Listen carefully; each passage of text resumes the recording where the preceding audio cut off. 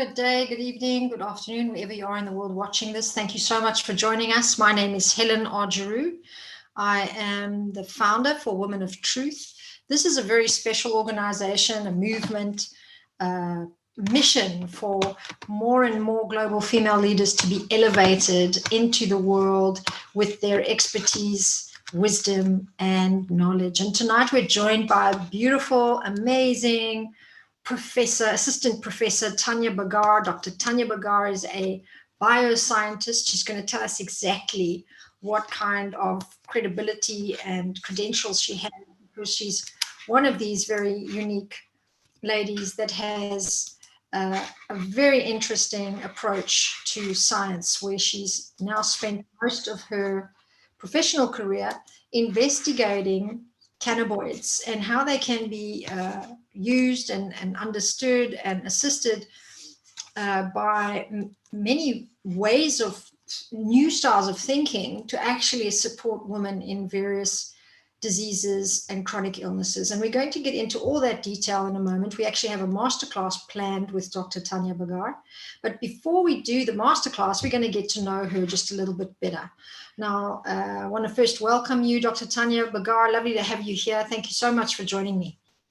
Thank you very much for having me here. It's a huge privilege to be a part of this group and having the opportunity to speak about what I'm passionate about.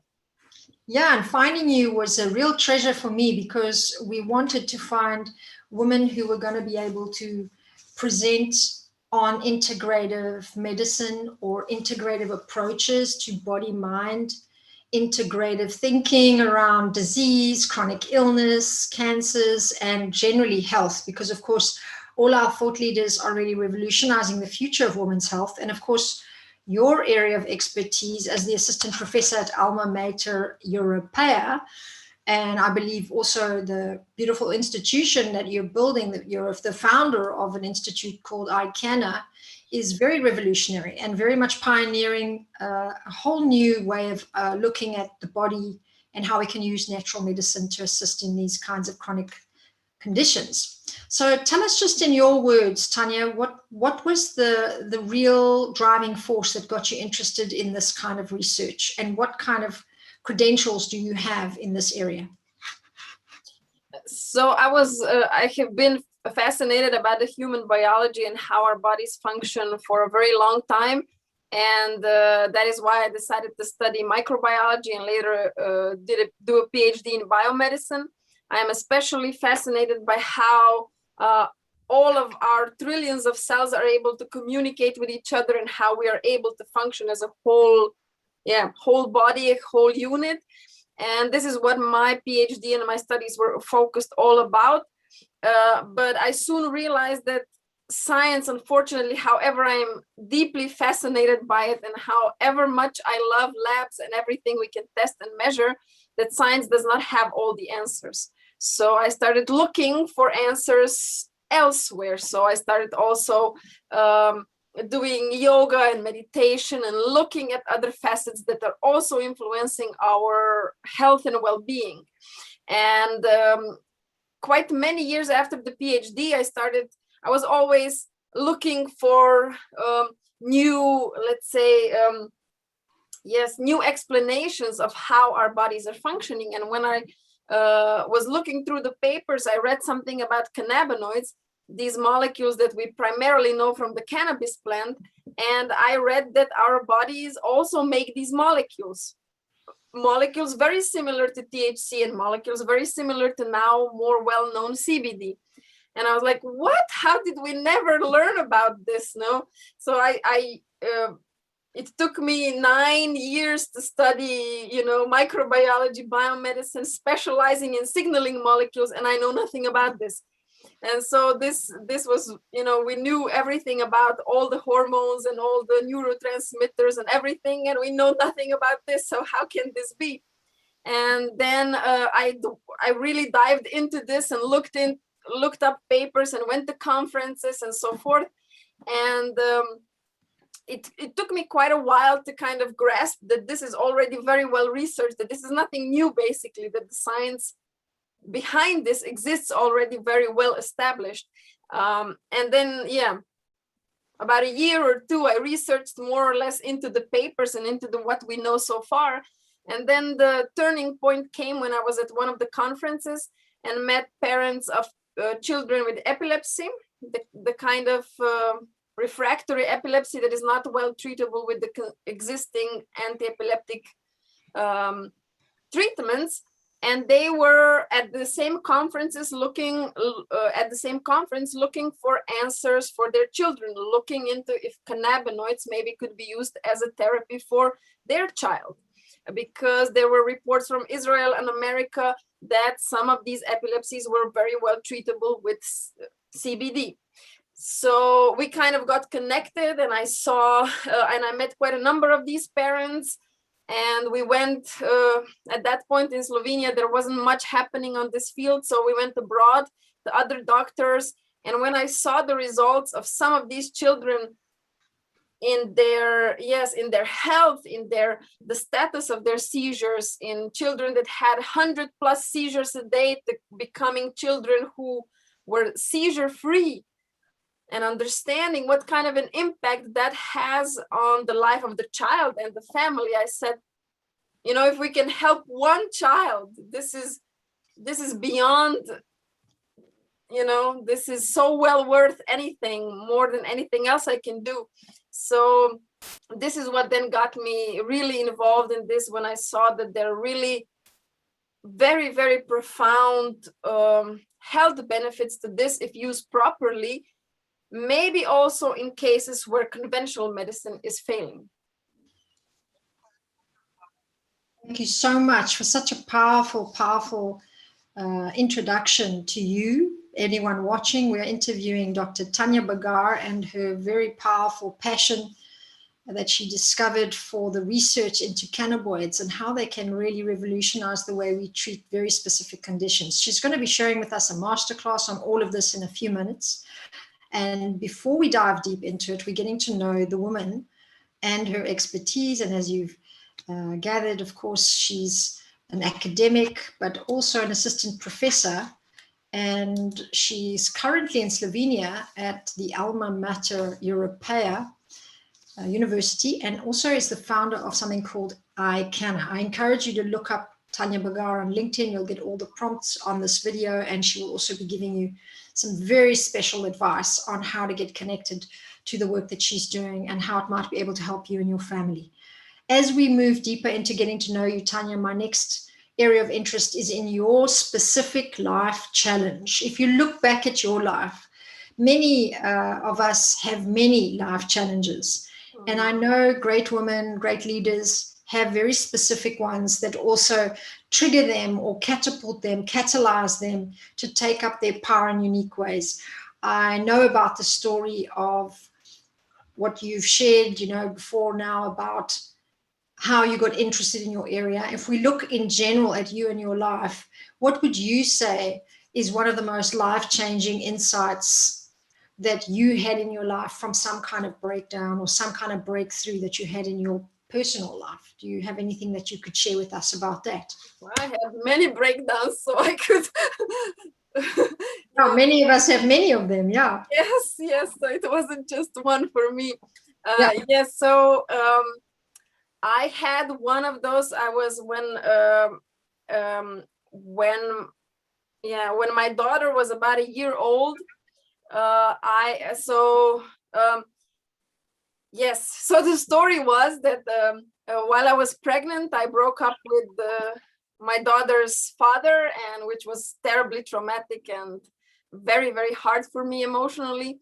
And then when my daughter came, she wasn't sleeping. She was kind of a very happy child, but never slept. Wow. So there was a lot of, physical exhaustion and also emotional baggage from the divorce.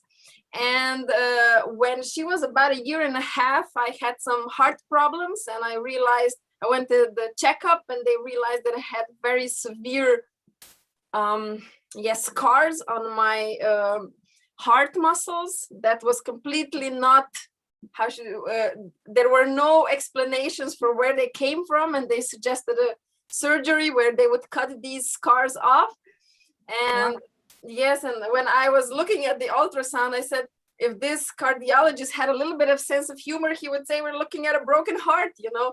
And I said, okay, I will negotiate 4 months of delay of the surgery and just try to really, yes, dive into the emotional stuff that I was carrying, do some forgiveness work, do some work with myself. And indeed, 5 months later, I went to a new cardiologist just so that we don't have a backstory, that someone neutral looks at my heart, and they figured out that my heart was completely healthy. So I had quite a few kind of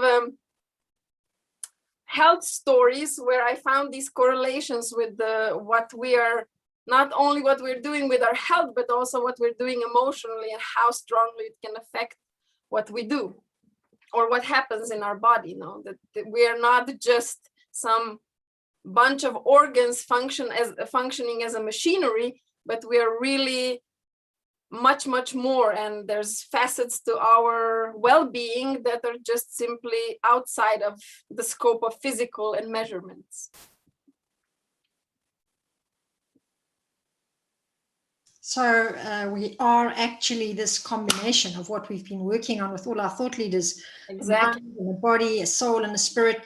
And you really discovered that and actually chose to work on that area before going and working on the physiology of it all, which is so fascinating. What did you learn at that time? What would you put in your words of wisdom, your life-changing, profound insights through going through all of that? So yeah, the first was that we are actually 100% responsible for our own health. That for me, it was that I don't put the responsibility or just a second, that I don't put the responsibility for my health in anyone else's hands, that I take, responsibility for my own well-being, that it's not the doctor who's going to fix me, but that it's my responsibility to do my own work. So this was where, just a second, I'll fix the plugs for the computer. Okay. Yes. Okay. So we don't just actually hand ourselves over to the doctors. We also have a responsibility to take care of very specific things that could be causing that physiological condition. So you were saying. Exactly, and that we deal with these things first. Okay, sometimes, of course, medical interventions are necessary, and I'm totally for medicine. I love medicine, but just that we do our work as well, And for me, for example, here in the emotional stuff that I was dealing with was, for example, for me, it was quite surprising that I didn't have a lot of problems or challenges forgiving my partner that I broke up with, but I had a lot more challenges forgiving myself, for getting myself into this situation. So it's really just, getting to work with yourself, getting to know yourself, being gentle with yourself, accepting that we, with the best intentions in the world, sometimes don't get ourselves into situations that are maybe very difficult sometimes. A lot of acceptance, I think, that we all are so busy with and sometimes don't manage to do deeply enough. And I think a lot of that residue, we only realize is there when we actually have a physical condition. Yeah. Oh, well, it's in our face, right? Yeah. It's so amazing to hear you say this and to say it as a assistant professor in the whole science field that you're in. And that's why I wanted to collaborate and invite you in, because these kinds of voices that can speak so honestly and so transparently about the integration of a human being and how that affects health is such an important voice for our times right now. So I'm really grateful to you, and I honor and celebrate you and Thank you very much. All the wonderful ways that you're helping all the people listening learn about this from even your experience, and to share so vulnerably with that. Looking now at your childhood, Tanja, many of the women that we've interviewed with Women of Truth have been instrumental in providing the world with some unique aspect of themselves, but they weren't maybe always destined for that, and perhaps at times they were. So one of the ways that we try to understand your relationship to yourself and how you end up becoming someone that can bring so much wisdom to the world and so much study and research that really matters is to know a bit more about you as a child and actually this woman that you've become, and to look at these two parts of the self and to ask this question of you as a young girl at 8 years old, looking at the world now, what you see in yourself, the wise woman that you've become. What kind of advice would you give her? Whew, that's a very difficult question. Yeah. So my upbringing and my childhood were very, very difficult for me. So I had parents that were very into a fight mode constantly. And probably the best piece of advice I would give is just hang on. Just make it till you come to college, and then things will get much better. But yeah, I remember as a child that I was thinking a lot of, so because for me, my childhood was very difficult. There was not a lot of harmony or understanding in my family, just a lot of, fighting and a lot of misunderstandings. So I started very fast. As soon as I got to a library, I started reading books on, how these interactions are formed. How I remember that I think I was maybe 15 years old that I brought home a book where it said that we as souls choose our parents, and I was like, you have got to be kidding me. I would never choose these two people. And it took me quite a long time to really understand what this means, that we choose maybe not the characters or their temperaments, but we rather choose, of course, souls and the lessons that come with it. So yeah, I now look at maybe back at my childhood and understand much better why things happened the way they did, although they were, of course, not easy or pleasant, but they all came with a certain gifts that I can definitely see now very clearly when I look back at my childhood. Yeah, so powerful. I also believe that. And I also say that a lot to my clients, and I'm very aware of trying to find the right time to say it. And also the process that will begin when somebody starts to reflect onto that, because, we don't know for sure, but it certainly does illuminate some very powerful ways of looking at what you're getting from these experiences. So we have a journey to make as young people. Yeah. And you would encourage your young inner child to just hang in there. And I think I get a sense of what that journey must have been like, to really come to terms with disharmony in a household. It's a very big challenge, wherever it finds us, disharmony. And if we look now at your journey as a woman, and of course, I know where you've ended up, and soon people will find out from your masterclass how deeply studied you are in the lives of women in your professional work. And before we get there, we can figure out just a little bit more about your insight about women, because this is our next inquiry, is to understand what our experts think about the lies that women believe. Because I think we as women have a very different kind of journey to make in the world, and we might end up in similar places to men, we might not. We might not even gender the experience ourselves, but if we look at that as a journey that women are making, and you yourself, the part of you that was living in the world as a woman, and in Slovenia where you are, which I don't know much about, I'd be very interested to know your answer to what you think is the biggest lie that women believe and the truth. Yes, so what I've been noticing a lot, especially in maybe the last 10 years, is that women, and especially now in Slovenia, but I think it's very similar around the world, are competing with men, trying to outbeat or outcompete men in this corporate successful world, and forgetting our own gifts as women, our own sensitivity, our own cyclic nature, and just trying to be productive, penetrating, and successful. And I think this is one of the greatest lies that we're told, that we're the same and that we should function in the same way and just, get the same CEO spot as, I don't know, a man was before, or become a boss, or become successful in this masculine term of success. And I think we're doing ourselves and the world a great injustice by trying to,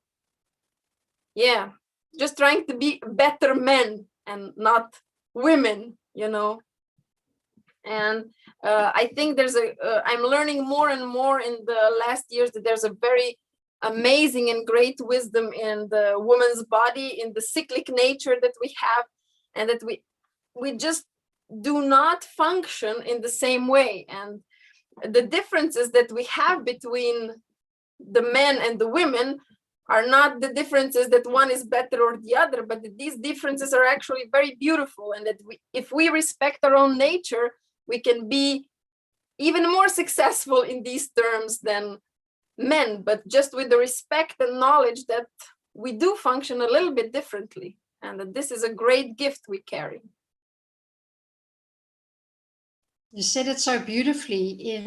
If we actually really accept the differences and we can move more with our own cyclical nature, then we could actually have a very unique type of success, actually, that maybe even the world is wanting. And almost seems to me like the world is beginning to be ready for that, and that women themselves are beginning to see that. And maybe the book, with all of these great insights from all you great thought leaders in this Woman of Truth Mastermind for Health, Revolutionizing Women's Health, can really help to do that. Because I think as we look around, we see so many women's movements.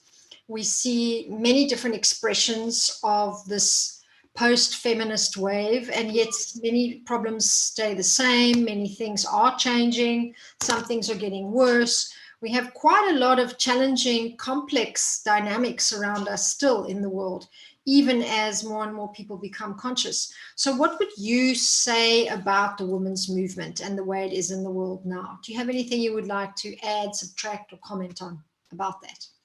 You mean like generally the women's movement? Yeah, what do you think about it all? Yes, so I'm also noticing a lot of, kind of, there is a lot of polarity happening, and it's not only about the gender differences, and it's not only about women and men and masculinity and femininity, but this, like everyone is trying to be very strongly pro or against something. And in women's, I also see either you're a feminist or you're terribly anti-women or something. But if we would just come to a place of understanding that the differences that we carry, men and women, are to be celebrated. They're to be, uplifted and really looked at as a gift, that it's not something that makes us, different, better, worse, or whatever, but really kind of look at, I'm noticing also a lot, this is becoming very evident in Slovenia, that, for example, men are losing their masculinity. We also see it in tests that testosterone levels are drastically dropping in an average adult male. And also women are having a lot more problems with their menstrual cycles, with infertility and so forth. So it's in a lot of areas that we see that this discord between women with ourselves and men with themselves. And if we would raise a little bit of awareness on what really true femininity is, that it's not the same as vulnerability or weakness, and that we would raise awareness that the masculinity doesn't mean muscles and fighting, that there is a very healthy, beautiful polarity that can happen when women are aware of their own powers and their own nature, and men as well. And from this point, if we would start a conversation from this point of view, I think we would be much better off. And with that, we are sent off into this new age that I think we are all busy birthing, and some are really born for this time to lead many others that are still in that great polarity and confusion and trying to prove, that things are not as conflicted and, difficult as they sometimes look, that actually we really do have a lot of pure wisdom, beauty, and grace as women as we are, and still a lot more to do. And I value so much the work that you have been busy with. So let's tell people a little bit about your research again, so that you can give us some context. And then we look forward to this masterclass that you're going to be teaching us tonight.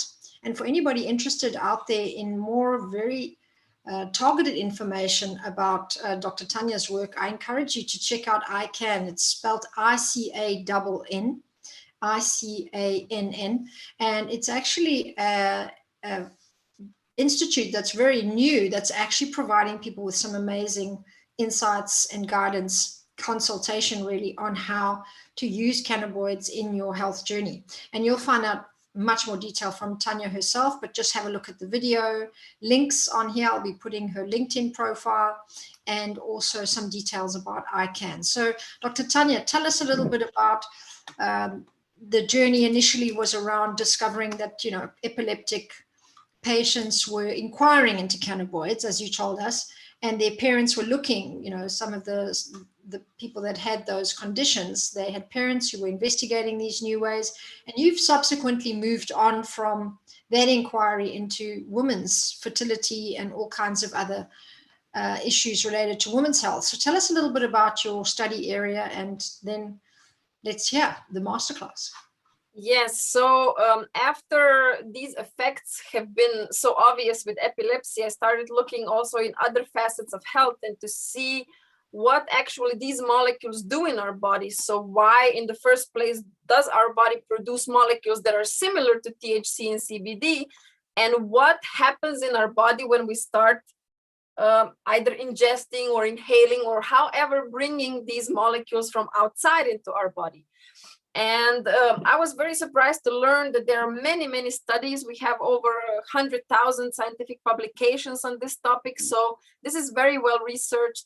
And for me, one of the most fascinating things that I'm also now researching for quite a long time is actually the role of our own cannabinoids.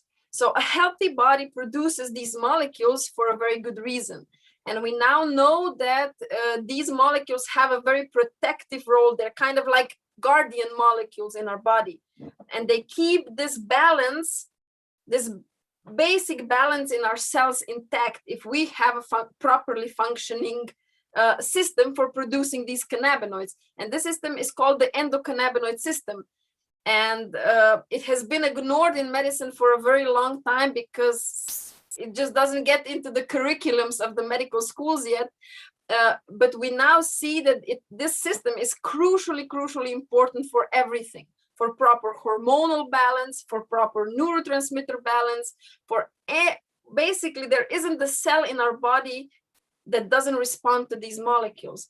And the importance of this system for our health and well-being, I think, is spectacular. And this is one of the, because we have these plants that produce these molecules, we have a very wonderful and natural way how we can enhance or improve the system. And this, I think, is one of the greater leaps that the medicine can still make.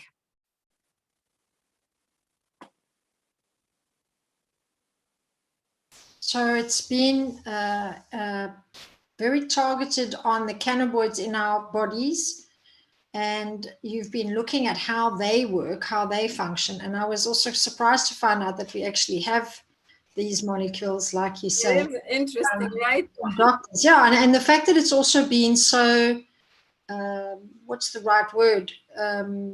Quiet, that it's been so far away from our knowledge that this is what's happening and this is how we have very specific relationship then to cannabis. And if, of course, there's a lot of people that stretch that and, you know, take it in different directions and make it mean all kinds of things. And then there's those who are still explaining it to us. What does it actually mean?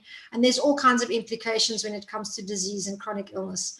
So over to you now. I'm very interested to hear about your research and what you discovered and what this implies for the future of women's health. Okay, so let's get going.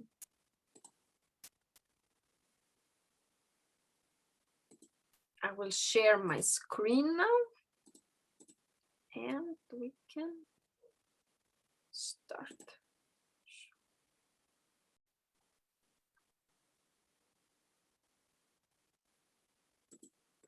Okay. For those of you watching, you will also hear about Dr. Tanja Bagar's book.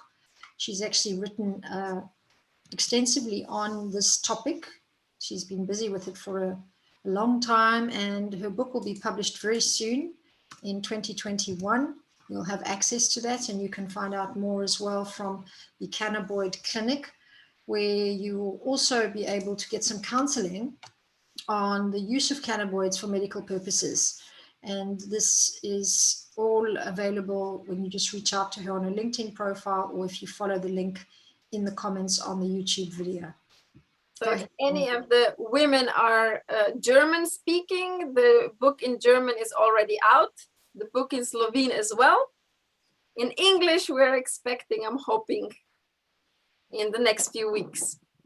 Great. Okay. Okay. Okay, so the topic of my today's talk and the masterclass is on trying to explain what cannabinoids as molecules can do for our health, and especially women's health. And I will try to explain what cannabinoids basically are, what their role in our bodies are, what happens when we bring cannabinoids from outside into our body, and how we can use these molecules to really optimize and improve our health and also well-being. So it's very interesting to look at cannabis from the fact that this plant has been on our planet for a very long time, actually way before humans ever appeared on this planet. And majority of the civilizations that have left any paintings, any material evidences, any drawings or texts have used cannabinoids. This plant has been actually documented in most of the civilizations we know today. So humans we know that have kind of lived in harmony with this plant. They knew very well what to use the seeds for. They knew how to make ropes from the stems. They knew how to use it for religious purposes. All up to a point where the prohibition started in America, and this kind of perception of what this plant is and what these molecules are kind of got skewed a little bit. And I always find in Europe, there's been in the last few years a debate that cannabis and cannabinoids are novel food. And then I like to point out that the cannabis plant as a plant has about 37 million years evolutionary advantage on this planet before humans ever came. So from the point of view of our planet, we're the new ones, we're the novel ones, not the cannabis. Okay, so now if we get a little bit more towards the medical uses, now cannabis, because of the prohibition and the stories that came with using cannabis as an entry drug to, in the times of prohibition, it was kind of portrayed as this devil's plant that gets you into the world of criminal, into the world of harder drugs and so forth. And a lot of this legacy has been passed on from generation to generation. And a lot of the kind of ideas we have or the perception we have of this plant still comes from this devil's idea. And today, in the last maybe 5 to 10 years, we're noticing a lot that cannabis has gotten this kind of reputation that you can just heal anything, all ailments you have with cannabis, like kind of a angel's plant or panacea that heals everything. You know, there are reports, if you look maybe as a patient or a parent into something, any kind of condition, and cannabis, you can find reports or anecdotes about the use of it. Practically anything. Is it multiple sclerosis, cancer, being bald, being infertile, having ingrown nails, anything, you name it, you can find a correlation with cannabis online. So this idea that the cannabis can just heal anything that's wrong with our bodies has in the last years kind of come up alongside with this, that this is a devil's plant. And of course the truth is neither is it the devil's plant. It has been long shown that cannabis is definitely not an entry drug, and also it's not a panacea. It doesn't just heal everything. The truth is, of course, somewhere in between. And luckily we have a lot of facts available. There are many studies on this plant. We're looking at over 100,000 scientific publications on this topic. So it's time, and we also have great deal of data available that we can stop talking about myths, anecdotes, and we can really start talking about facts connected with this plant. And if we want to understand what these molecules and this plant can do for our health, we have to dive a little bit into the biochemistry of our body. I will try to keep this as simple as possible, but it's good that we understand a little bit of the basics so that we can really understand what these molecules do. So our bodies are composed of different bodily systems. So we have the skeletal, the muscle system, the inner organs, and we have many organs in our bodies that all kind of work as as a part of the whole. And if we would look at different cells in our bodies under a microscope, for example, a blood cell would look very different than a liver cell. Maybe a bone cell looks very different than a pancreatic cell. And in our bodies, we have over 36 trillion cells. And all of them work as a part of a unit, as a part of the whole of our bodies. And no matter how different these cells look under a microscope, and how very specific functions these individual cells have, they, from a biochemical perspective, these cells all have very similar biochemistry. They all have a very similar basic mode of functioning. And this is kind of the way we imagine a single cell. And this is a little video showing, so if these spherical things would be individual cells, and if we would zoom into very deeply into our bodies and cut one of these cells open, we would find a structure like this. So this blue thing would be the nucleus. This is where we store all of our genes. Then these are the mitochondria. They're like power plants that make all the energies for our cells, and all different kinds of organelles. And this yellow line around is a double layer of lipids that surrounds one single cell.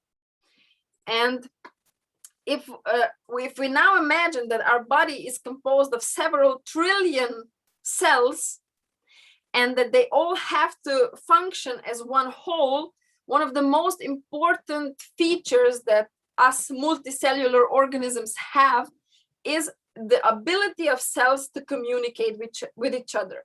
So if I want to lift my hand, the brain has to tell my muscles and all of the organs involved that I want to lift my hand. And this communication, luckily, is happening very effectively and very kindly between the cells, much more than we see in our society. So here, in vast majorities of our bodies, these trillions of cells communicate very beautifully. Actually, in fact, our cells are highly talkative. They tell each other everything, how they feel, what they want, how they like it, everything possible, and they exchange a lot of information between each other. And this is exactly what enables all of these majority of cells to function as one whole unit, because they exchange so much information. And the way they talk, of course, they don't send WhatsApp messages, they send signaling molecules. So cells in our body, they produce a lot of chemical messengers, signaling molecules that communicate different situations and send different messages. And one of the typical signaling molecules that are very well known are the hormones. And then another set of very well-known signaling molecules are also neurotransmitters, like serotonin, like dopamine, like norepinephrine, and similarly. And the reason why I'm explaining this is because cannabinoids in their basic chemical functions are also signaling molecules. And maybe it's sometimes very hard to imagine how this signaling actually happens in our body. This is why I have this short video. So if this is, these are cells under a microscope. So these little not typical structures are individual cells, like in one layer. And here we will see how a signal is actually transmitted. So we will see in this region that a signal starts and how cells actually spread this message one from to another cell. So we will see a change in color, and this change in color indicates a calcium spike, which is actually like a signal that travels then to a neighboring cell. Like this. So this is how a typical signaling event, signaling message would be sent from one cell to the other. In this case, this is calcium signaling, but for example, signaling with neurotransmitters, signal with cannabinoids happens in a very similar mode of action. So for a cell to be able to understand what the neighboring cell is saying, cells have to have very specific structures we call receptors. So we as human beings have our eyes, our ears, the 5 sensory organs so that we can sense what's happening around, but the cell don't have typical eyes and ears. They have receptors.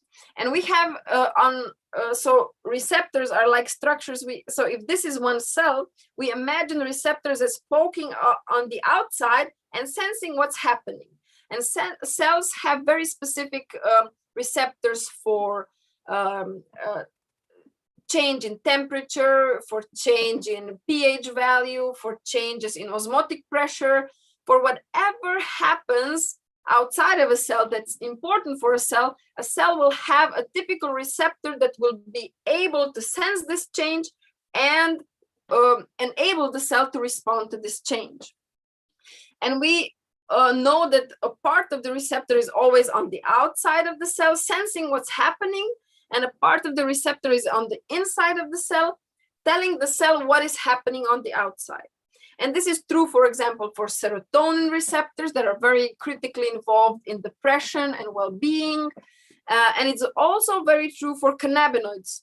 So our cells have receptors that are specifically designed to sense the concentrations of cannabinoids on the outside of the cell, and then send this message into the cell and enable the cell to respond to this change.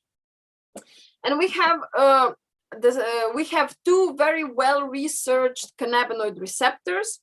These are called the Cb1 and the Cb2 receptors.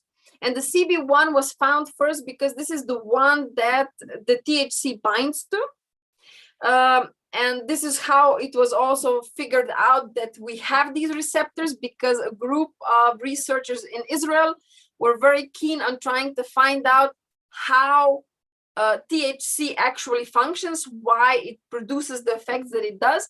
And they found that we have these Cb1 receptors that are very abundant in the brain and in the central nervous system.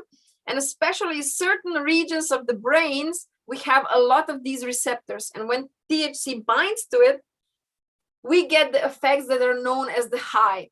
So we lose the perception of time, we lose the coordination, we don't remember stuff, we become hungry, we feel less pain. And this is all because there's a very high density of these receptors in these specific brain regions that are responsible for these areas of our lives.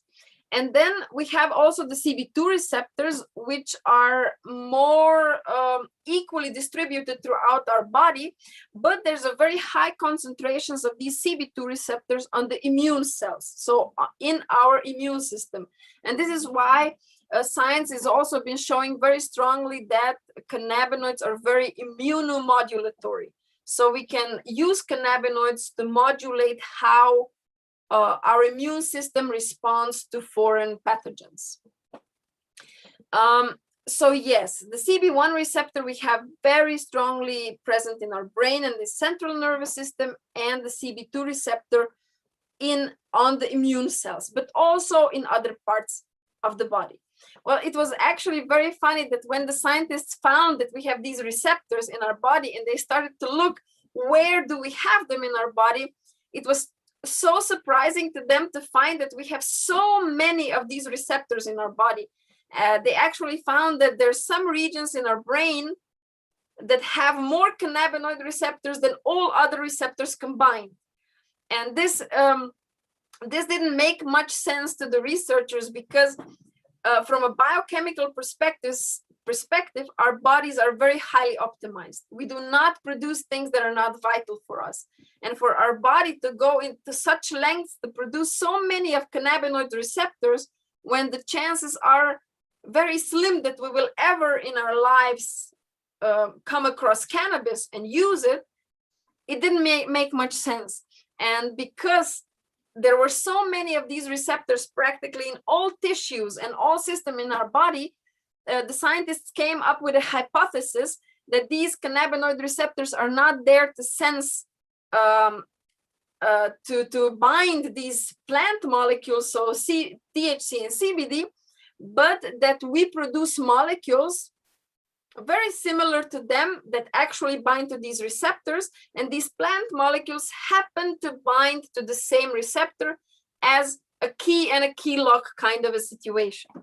And then a lot of time has passed before the scientists were able to say yes or no to this hypothesis. I think about 2 decades passed when they actually proved that and isolated from the brain molecules that our bodies produce themselves that also bind to this Cb1 receptor. And this was the first endocannabinoid that was found. So endo comes from the fact that we produce it ourselves, and cannabinoids come from the fact that they bind to these cannabinoid receptors.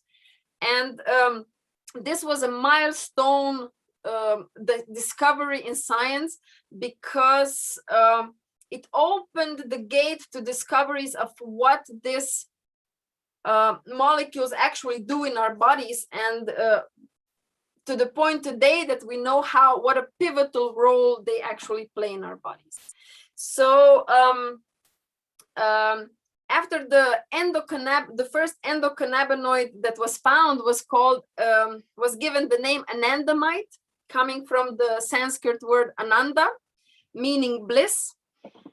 This is a molecule that has similar effects to some degree as THC molecule, and it actually does cause a certain degree of well-being, a certain degree of having the feeling of being connected to something bigger than ourselves.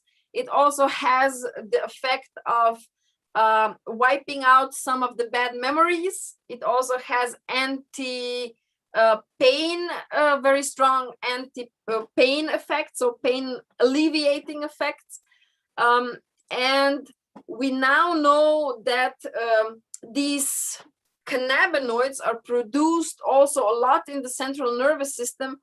There are some parts of the brain, like here highlighted in orange, that have very, very many of these cannabinoid receptors and also produce the endocannabinoids. And for a long time, it was believed that already historically, cannabis was always used, partly, of course, for medical purposes for different conditions, but also it was used as a means to feel good, as a means to connect a certain group in like a ritual, to connect yes, people with something bigger and higher than themselves. And there was always a connection between cannabis and feeling good. And then scientists showed in a very beautiful way that this also has a very strong anatomical foundation. They actually found that we have in our brains certain regions that are now called hedonic brain hotspots. And that these hedonic brain hotspots have a lot of cannabinoid receptors and also produce a lot of cannabinoids. And these regions in the brain light up in activity when we are exposed to very positive stimuli. And the way they found this out was a very kind of a cute experiment. So they took 20 healthy young men, asked them who their favorite movie star was, female movie star, and they assembled a 2-minute long video of very emotional, very positive situations from different movies of their favorite actress. And while they were playing this 2-minute long video of very positive images, of very positive individually assembled inputs, they measured their brain activity. And they found out very specific brain regions that lit up in all of these 20 individual men. And this is how they located these hedonic brain hotspots. And these are, so when we are exposed to something that touches us emotionally, that wakes kind of very positive and very good emotions in us, these are the brain regions that light up. And the reason why we feel so good is because we produce a lot of anandamide, the bliss molecule, exactly in these brain centers. And this was, for me, a very beautiful experiment, how this historical data and already what we know previously or anecdotally or historically, that we know that cannabis is connected to feeling good. We now, science has showed very strong explanation of why this is exactly so, because when we inhale or ingest cannabis, the THC molecule binds exactly to these hedonic brain hotspots and elicits very similar emotions or a very similar biochemical situation. So now if we'll take a look at, so we have our body produces our own endocannabinoids, so the anandamide and also 2-AG. And then we have the plant molecules, the THC and the CBD. And so the anandamide and the THC have very similar biological effects. And also the 2-AG, an endocannabinoid, and the CBD also have fairly similar biological effects. But now if we look at these chemical structures, they don't look very similar. And the question was, of course, how these two molecules and how these two molecules can actually have a very similar biological effects. And the reason or the explanation is because everything in our biology functions in a 3D in a 3D mode. And when these molecules assemble into a 3-dimensional structure, they look something like this. And a part of the molecule is very closely structurally related, and this is the reason why they can bind to the same receptor and cause very similar biological effects. Now, cannabinoids are also, they have very specific, let's say, chemical property, namely they're soluble in fats. Also, the cannabinoids that we want to get out of the plant, we need to use something that is fat soluble that we can extract. This is why usually cannabis is prepared in butter and in things like that, because we need something, some fat component to get the cannabinoids out. They do not, they're not soluble in water or in water similar fluids. And the reason why this is important is because if you remember in the beginning, I showed that each cell in our body has an envelope made of lipids. These are fats. And cannabinoids have a very specific way that they can cross these lipid bilayers. So if we imagine that this is like the surface of the cell, and these little things are the receptors to which cannabinoids can bind, but it was also found that so this would be like the nicely healthy fluid cell membrane, so the surroundings of the cell, and this would be a cannabinoid molecule, and they can either bind to these receptors, or because they are lipid soluble, they can also just pass through the membrane, because these are also lipids. And it was found that many of the effects of the cannabinoids are not so much related to the receptors, but to this ability of the cannabinoids to just cross the membrane and get into the cell. For example, cannabinoids were shown to be very strongly neuroprotective. And these neuroprotective and also antioxidant. And these effects were shown to be completely independent of the receptors. And this is exactly because they can cross the barrier of the cell and just kind of squish into it and cause these effects in the cell. And so now that we understand a little bit about these molecules, the question, of course, arises, so if we produce these molecules and our body produces a lot of these receptors, what do these molecules serve? What do they do? What is their role in our body? And we know science has studied very well the role of different hormones, different neurotransmitters, but cannabinoids were fairly new and we had no idea what their role is, what do they do? And again, a lot of research and a lot of studies have passed before this question could be fairly well answered. Because, for example, the way we scientists kind of tackle this question is that we take nervous cells and put cannabinoids on and look at what happens. We take the muscle cells, we take the heart cells, we take the liver cells. And it was interesting that regardless of which model or which tissue the scientists took, the cannabinoids had an effect on it. So for a long time, it just looked like whatever system in the body we choose, the cannabinoids have an effect. They showed a very strong effect on the neuronal activities. They showed very strong effects on digestion, on metabolism, on production of hormones, on production of neurotransmitters, on the cardiovascular health, on just everything. So it was very hard to answer what their basic role is in our bodies. And after much time and much research, two of the, let's say, like something like grandfathers of this cannabinoid science, Dr. DiMarzio and Dr. Meshulam, postulated that the best way that we can imagine what these molecules do in our body is by imagining that they control or they influence 5 of the most vital processes in our body. And the first one is appetite.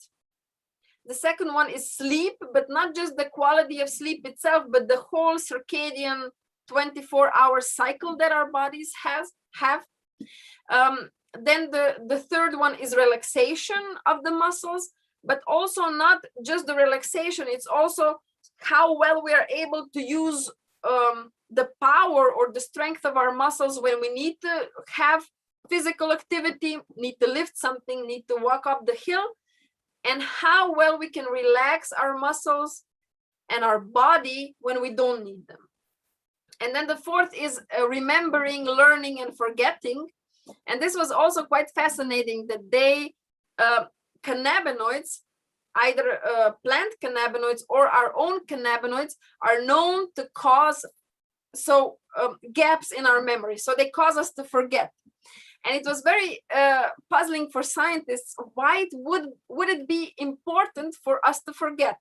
So it's logical that it's important that we remember where we live, that we remember who our relatives are, and so forth.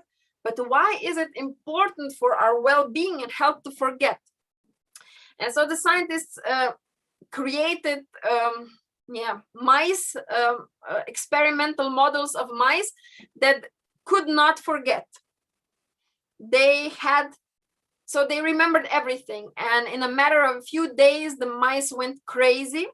All of the mice went crazy, and actually majority of the experimental mice died.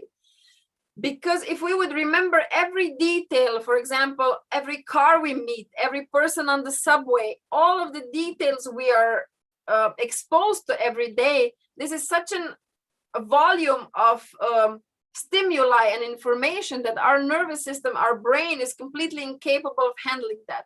And it seems that forgetting is a very vital mechanism for our protection and for our survival. And this is very well shown that when we have either a very intense, like something happens like a car accident or something emotionally very challenging, we many times have gaps in our memories. And maybe after a few months or even longer, fractions of these memories, fractions of these events come back. And this is exactly how, because if we would remember every detail, it would be just completely impossible for us to be able to process all of this. And this is where this protective role of cannabinoids in giving us time to forget and time to process what we remember shows very strongly this protective role. And then there's a fifth one, there's a general protection. And the best way that we can imagine this protective role is by looking at our immune system. So how well are we coping with these seasonal infections and so forth? So these are the 5 vital areas of our health, of our lives, that the cannabinoids are regulating.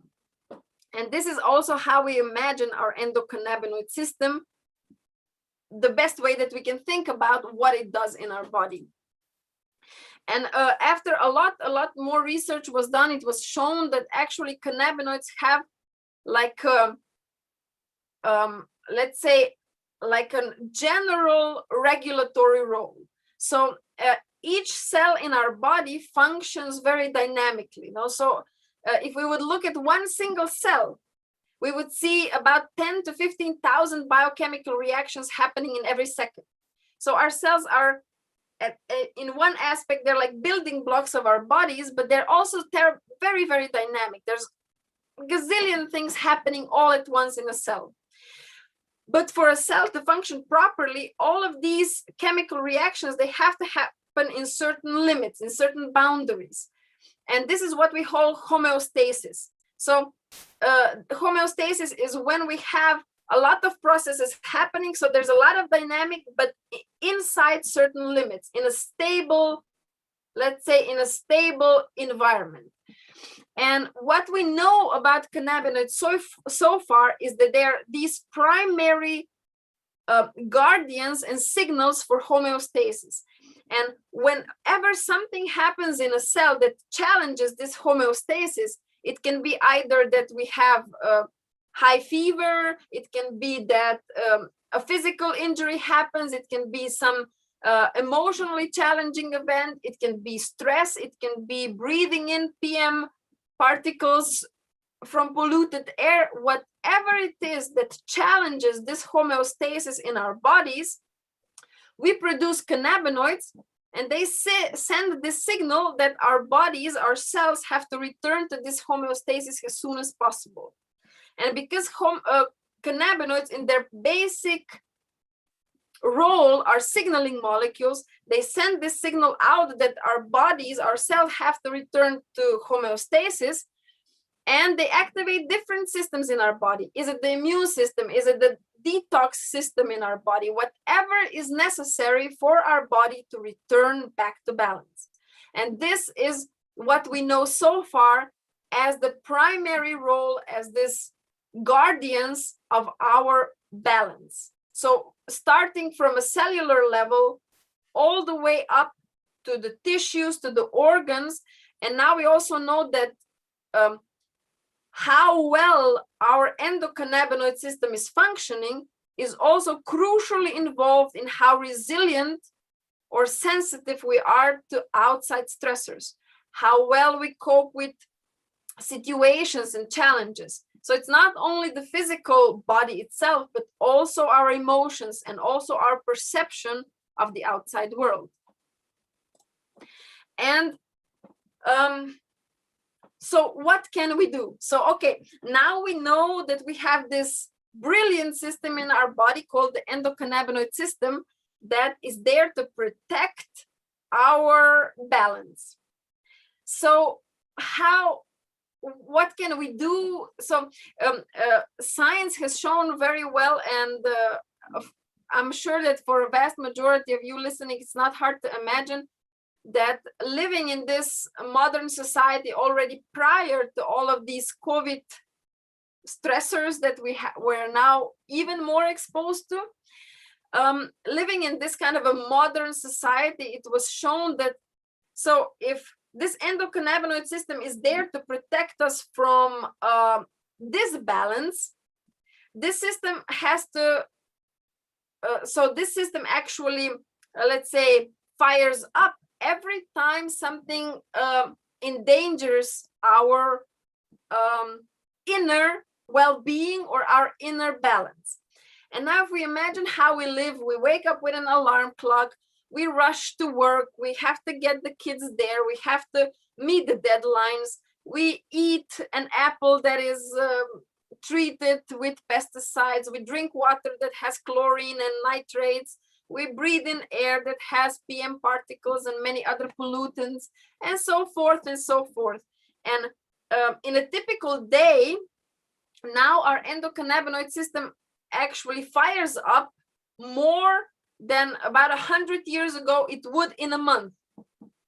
And because our endocannabinoid system is now facing so many challenges, we are now looking at a situation where we already know that sometimes this endocannabinoid system is not coping with these challenges anymore, and it starts to malfunction. And this malfunction can happen or can show in very different ways, in basically two kind of lines of how it can dysfunction. Either we are producing endocannabinoids when we don't need them at all, or we simply do not produce endocannabinoids even when we need them. And once this endocannabinoid system doesn't do its role anymore, it's like having the guardian shut down. So and now we already know that for vast majority of chronic illnesses, regardless of it being malignant situations or chronic inflammation, this is the endocannabinoid system malfunctioning is like the first domino that falls for chronic illness to develop. So if we have a functional endocannabinoid system, a well-functioning endocannabinoid system, chronic illnesses cannot develop, because we have this system, we have these molecules that are like guardians of our inner biochemistry, making sure that our bodies function properly. And so we now know that this endocannabinoid system is like very crucially involved in us maintaining health, and also very crucially involved, or we have to reestablish its function if we want to get from a diseased state to a healthy state. And this is where we come to the point, so how can we support the function of our endocannabinoid system? What can we do that our endocannabinoid system can function properly? And one of the first things to know is that endocannabinoids in our bodies are produced from essential fatty acids. So supplying our body or enhancing our nutrition with essential fatty acids, meaning omega-3s and 6, is the first crucial step how we can support. So we just adding very healthy fats to our diet is one of the first crucial steps we can do to support the health of our endocannabinoid system. So you can imagine that these essential fatty acids are like building blocks, and our body cannot produce endocannabinoids, cannot produce the bliss molecule if it doesn't have the building blocks. So first step, always supplying our diet with healthy fats. Then the second important thing is, like it has been preached for eons, the health begins in the gut, is also true for the endocannabinoid system. So the basic tone of the endocannabinoid system for the entire body is created in the gut. And if we don't have the proper microbial flora, so this microbiome in our gut is not in good state or in good fitness, we will not be able to produce proper amounts of endocannabinoids. So here, supplementing with fermented foods, with fermented drinks, making sure we eat enough foods that are live, that have living bacteria in them, is very crucial for how well our bodies will be able to produce endocannabinoids, how they will be able to maintain our inner balance, our homeostasis. And then it's also very important to know that there are medications that strongly affect our endocannabinoid system. For me, it was very surprising to find out, for example, most of us that have children, we all know of paracetamol. This is one of the few medications we're allowed to give our kids from day one for fever, for teething, for pain, for everything. It usually comes like a very thick pinkish syrup, and this contains paracetamol, and it was shown that paracetamol affects the production of our own endocannabinoid system, or our own endocannabinoids, for a period of 3 days. So this is usually not a problem if we use this every now and then. But I know many parents here in Slovenia that have given paracetamol over longer periods of time when children were teething, for prevention, when they looked like there was something wrong, or when the children looked like they were in a somewhat pain because of the teeth coming out and so forth. And if we now know that this affects our endocannabinoid system for even longer than just a day, this is very important. We also know for antibiotics, we also know for corticosteroids, that strongly affect how our bodies are able to make endocannabinoids. This is not to say now that medications are out of place, that we shouldn't use them. I'm just saying that we should be aware of what these medications are also doing to the endocannabinoid system. Because if we know this, then there are ways how we can do damage control. So if we know that this affects something, we can do something to minimize the damage that this is doing to the endocannabinoid system, especially if these are medications that we need or are taking over a longer periods of time. And then, of course, what is very important for the endocannabinoid system is also our general emotional well-being. And this, the way I already a little bit tried to explain, this correlation between the endocannabinoid system and emotional states goes like vice versa. So on one side, we know that how we are feeling directly results in how, so if we have an intense emotional reaction, this is also a stressor for our endocannabinoid system, and our endocannabinoids start to be produced. And also vice versa, if we have a very robust, well-functioning endocannabinoid system, we are able to cope with situations much better from an emotional perspective. So, for example, we know that people, they took groups of people that had a very robust and well-functioning endocannabinoid system, and people that had already slight to moderate endocannabinoid deficiency, meaning that they do not produce enough endocannabinoids, and they exposed them to the same situations.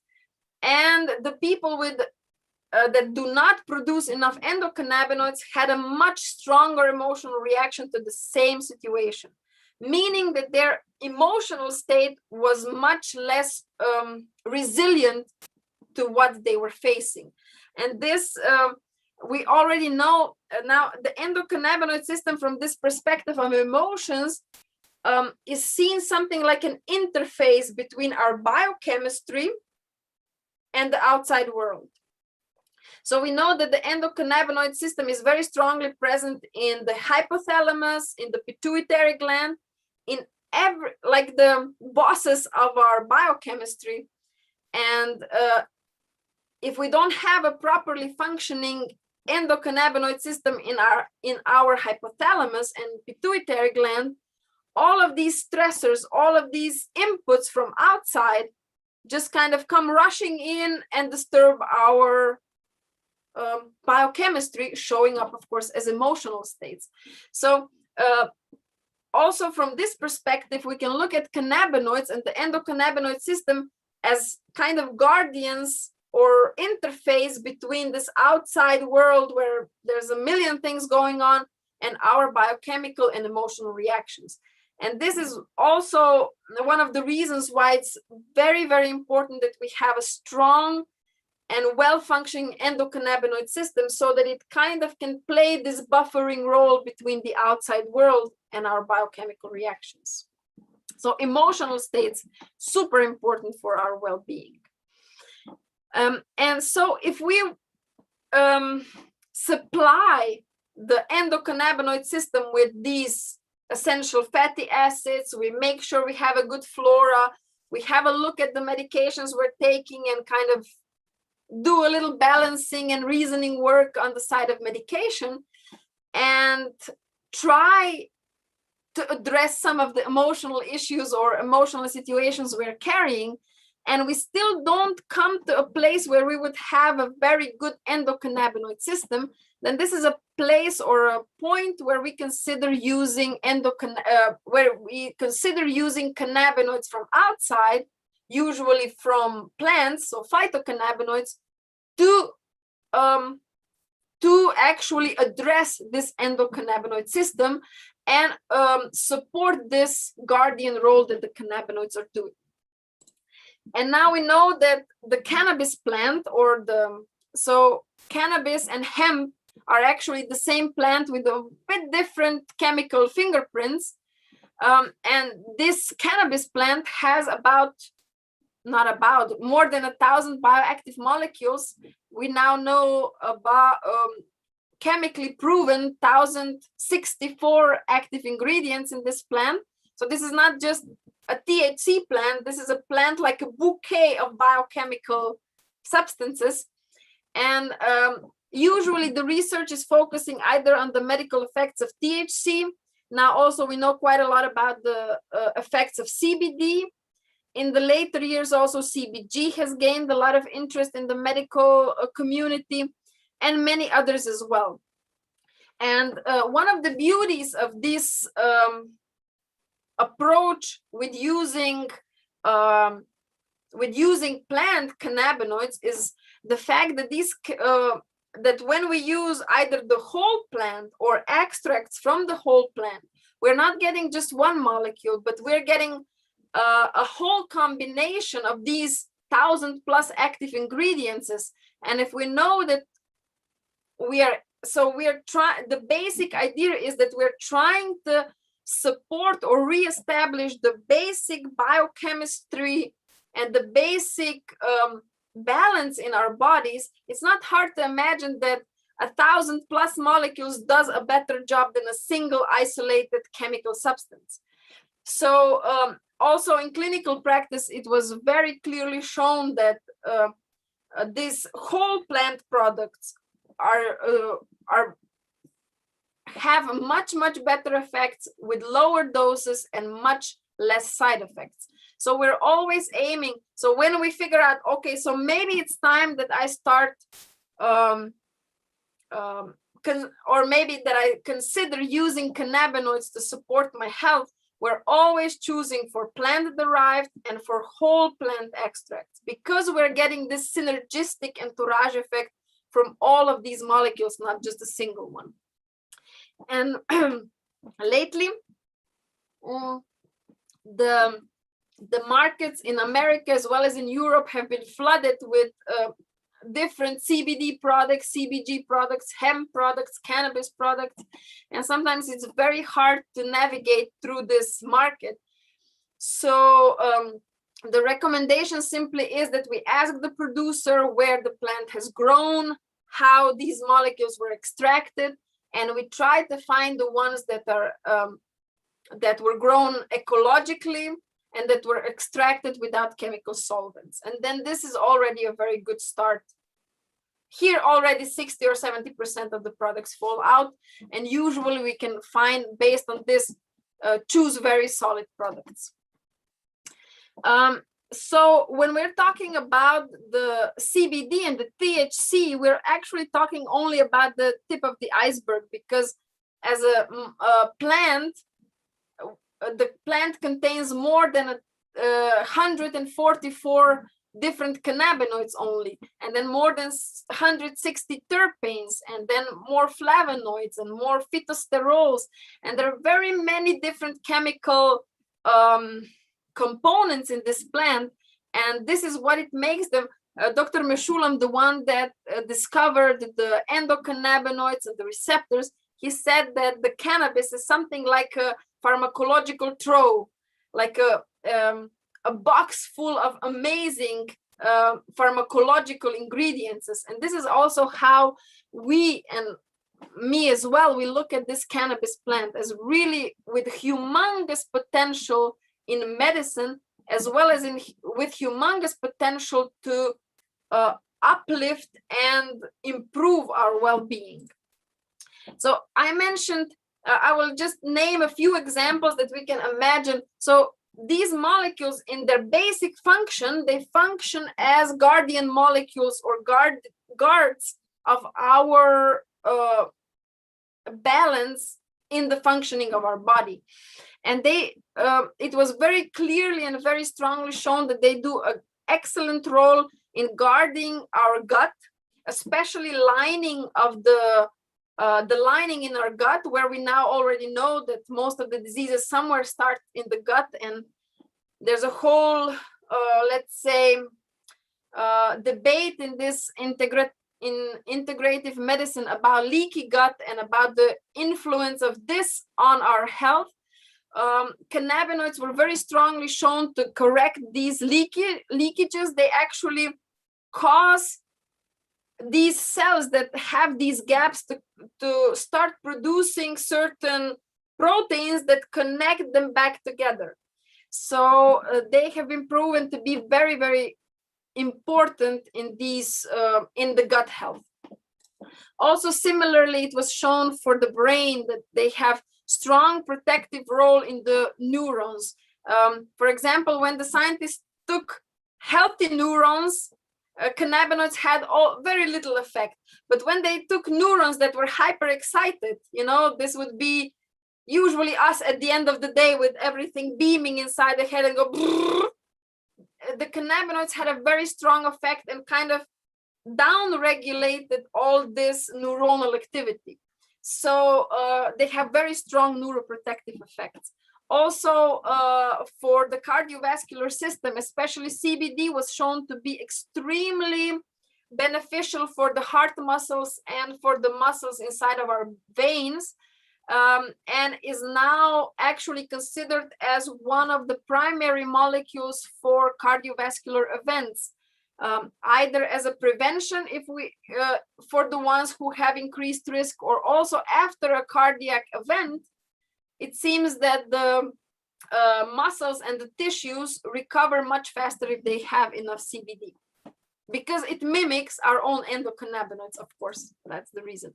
And also, in cases of cancer diseases, so when a normal cell is transformed to a malignant cell, cannabinoids have a very, very strong role here. And this is also one of the reasons they are becoming very, very important molecules in oncology. They have very diverse mechanisms of how they function as anti-cancer molecules, and they have been shown to be very critically involved in basically telling or signaling to the malignant cells to either die off or become normally functioning cells again. So here in oncology, these molecules have a tremendously important role. Maybe just a little, how are we doing with the time?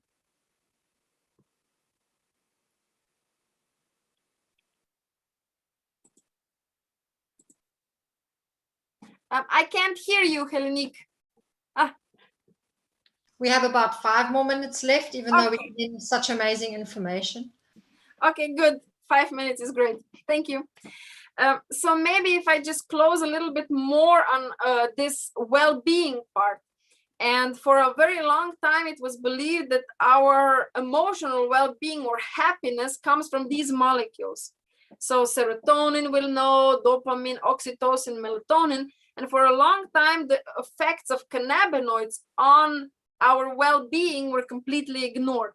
And we now know that the endocannabinoid system is like the crown boss of neurotransmitters and hormones. And many times we can look at dysfunction, or maybe serotonin is the best example because it's also the best studied. So if people with the deficiency in serotonin would have a look at how well their endocannabinoid system is functioning, most of them would figure out that the endocannabinoid system is not functioning properly. And from this perspective, we can look at the lack of serotonin as a symptom of not functioning endocannabinoid system.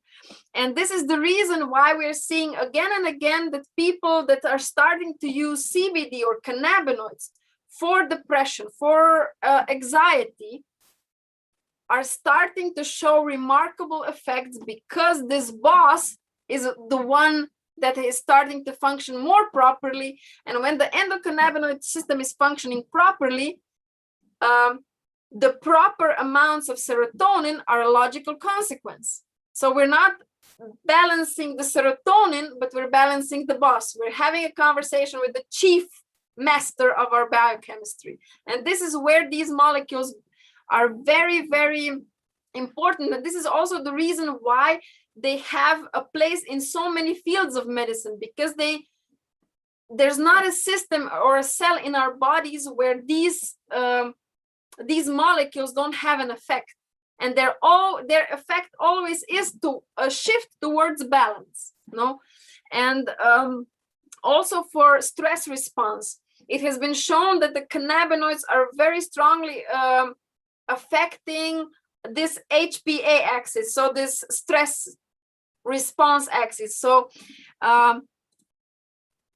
so the hypothalamus, pituitary, and then the adrenals, this is kind of the biochemical loop that is happening when we are in a stress response.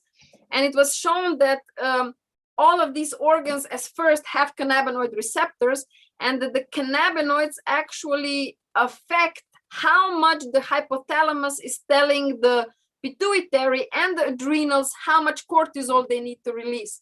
And they showed that, so of course they took rats and other lab animals, and they showed very strongly that if they give them CBD and they put them under the same stress, the experimental animals produce much less cortisol. So their bodies are kind of protected from the stress, although they're in stress situations. And we see this a lot of times in from patients responding or let's say reporting exactly this. So they start taking cannabinoids, and they tell, usually one of the first responses that we get is, so I'm noticing that my life is not much different. So I have the same naggy wife, I have the same obnoxious boss, the traffic is the same horrible as always. But at the end of the day, I feel more composed. I don't feel as though I would be as tired. I feel that I'm more in myself, more grounded, more, I just coped with everything much better. And this is exactly what we know from biochemical perspective, that the outside stays the same, but our biochemistry is protected from all of these influences.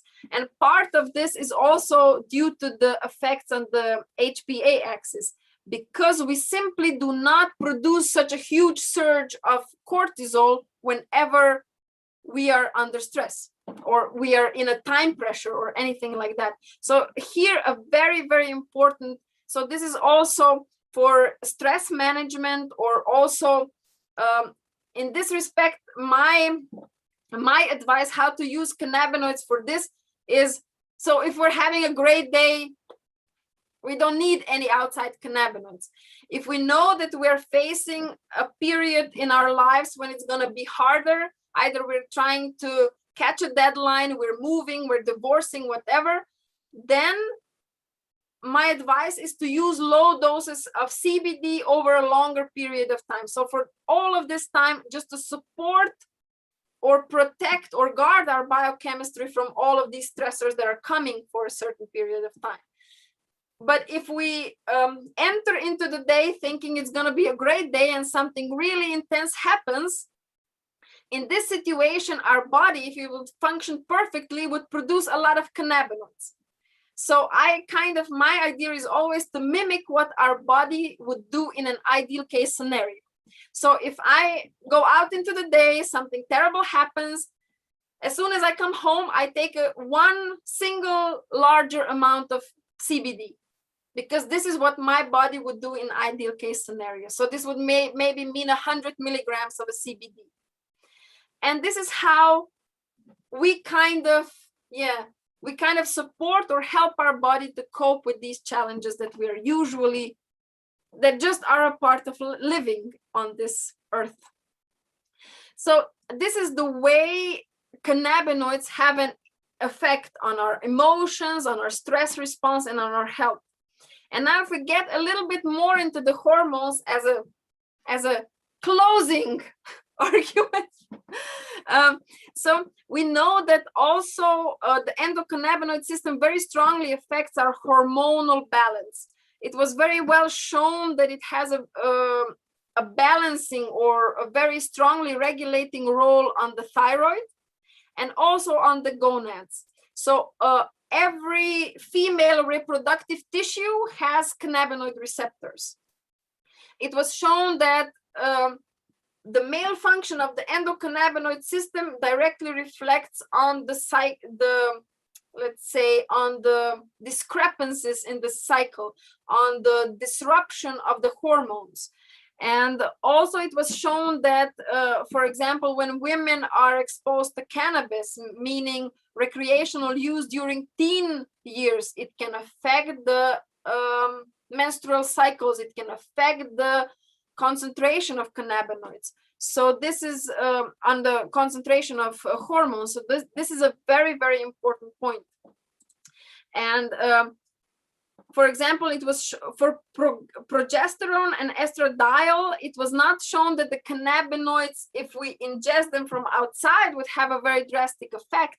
But for example, on the luteinizing hormone and on prolactin, cannabinoids had a very profound effect.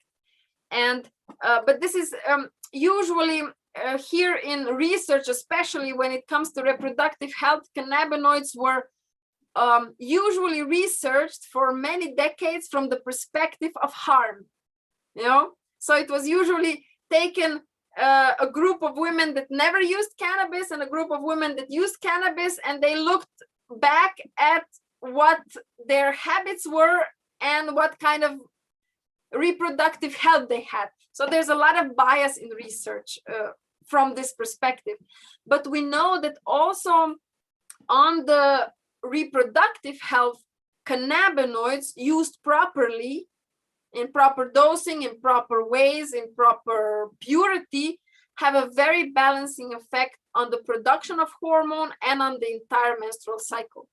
And very interestingly also, I find it because it's women, they found that breast milk contains quite a high dose of cannabinoids, endocannabinoids. And it was also found that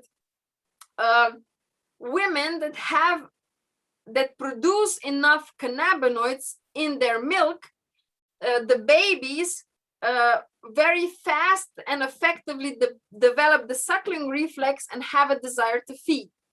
They they did very nice experiments with mice because they're also suckling animals. And if they gave mice after they were born in the first 24 hours, if they gave them a blocker of this endocannabinoid system, all of the mice died.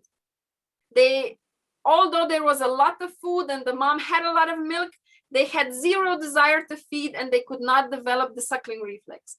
So this highlights very strongly the importance of this endocannabinoid system, and also the connection between the mother and the baby, into how this connection between the feeding and the suckling reflex, the desire to feed, is actually very strongly linked to how much cannabinoids the mom is expressing in the milk. And also we know that during pregnancy and also for the fertilization itself, for the gestation of the blastocyst, for all of the phases of the pregnancy, cannabinoids are terribly important.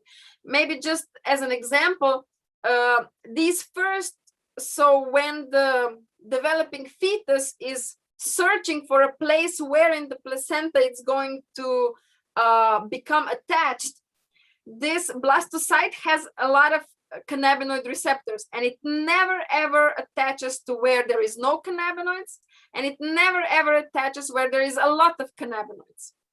So it always kind of searches or let's say senses for a place that's most friendly, which means a healthy endocannabinoid system. So a degree of cannabinoids, not too little, not too much.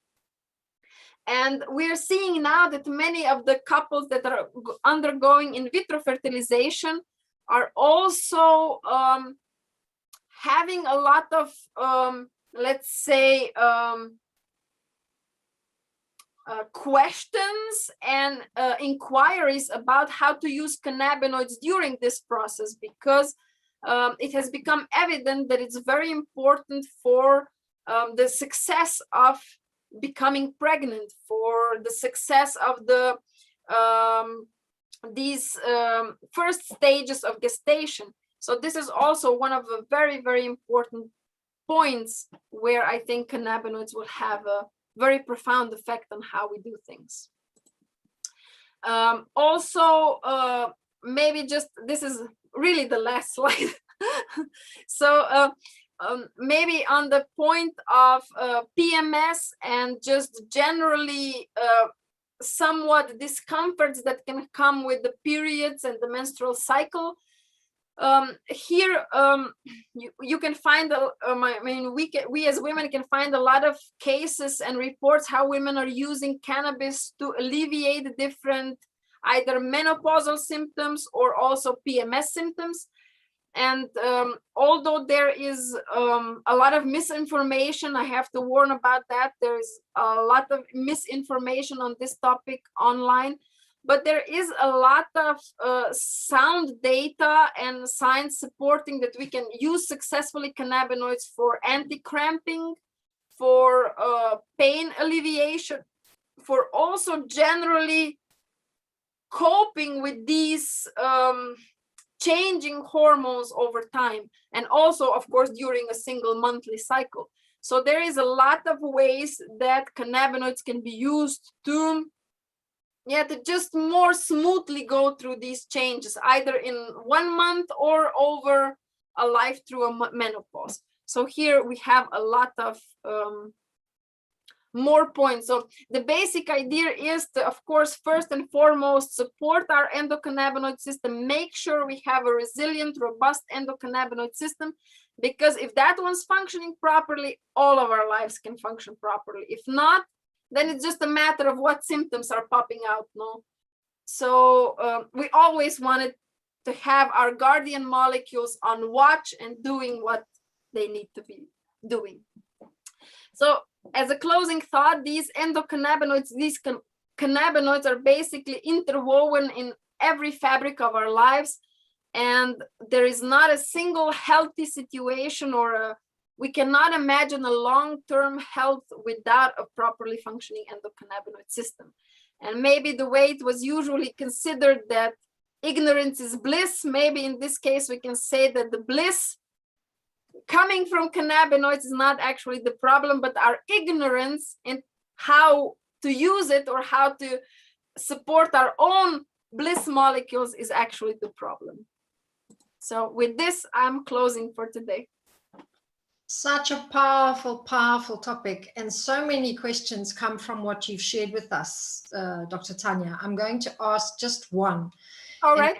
And also prompt you, inspire you, and commission you to bring the other questions and answers to Cyprus when we see you here for our event in March in 2022.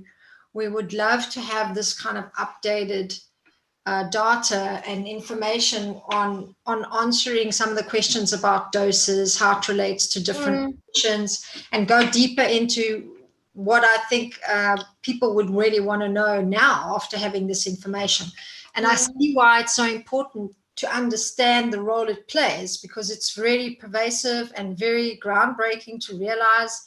And there has been so much mystery and silence around the whole topic that I think now we definitely have to ask some new questions.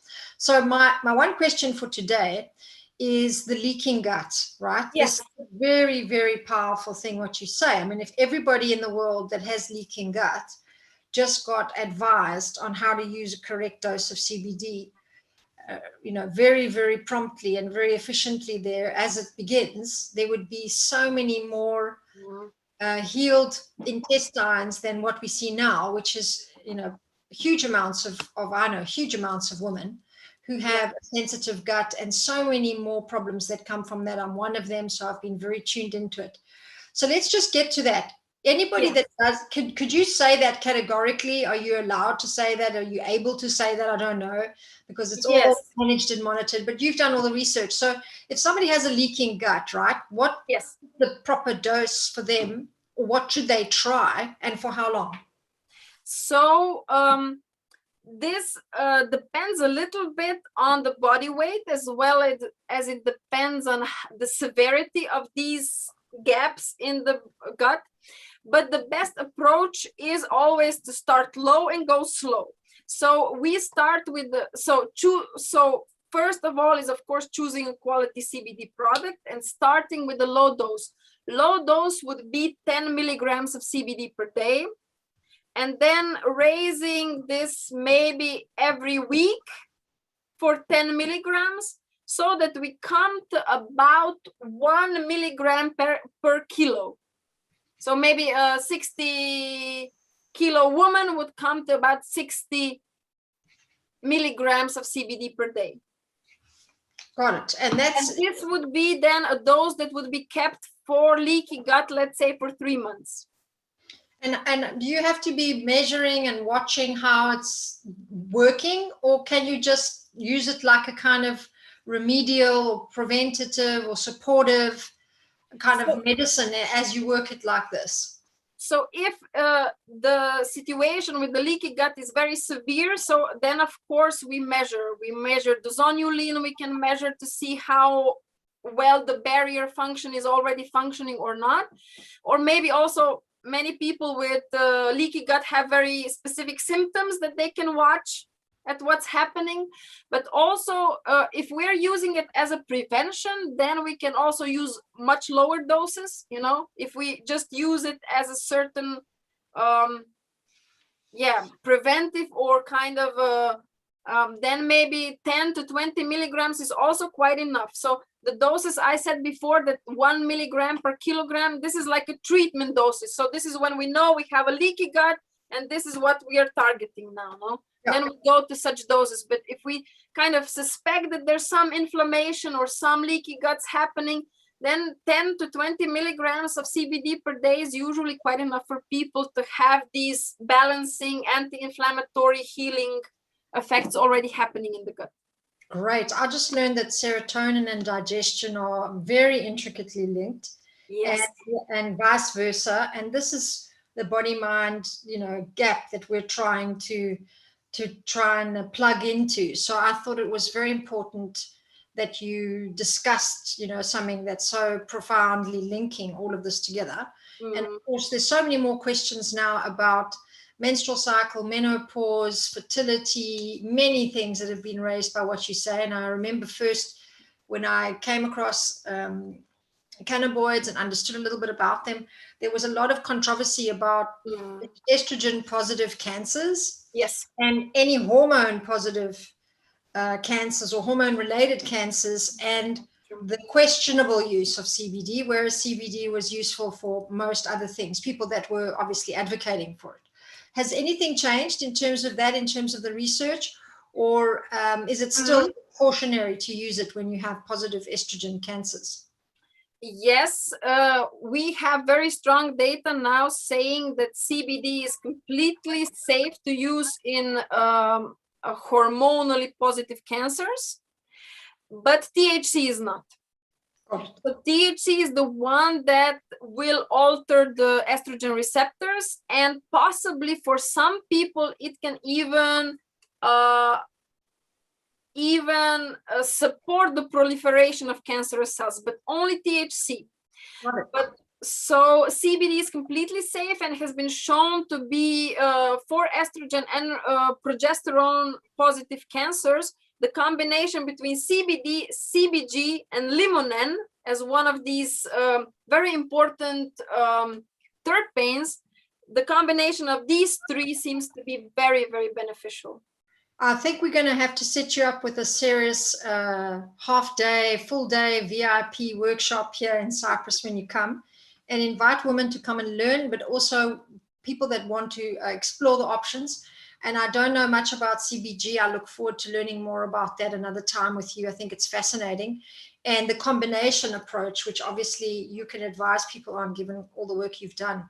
So anybody's interested in more, you need to visit the www.cannabinoid-clinic.com. You'll see it all on this post. You even see it on my comments on the YouTube box as you're watching this video.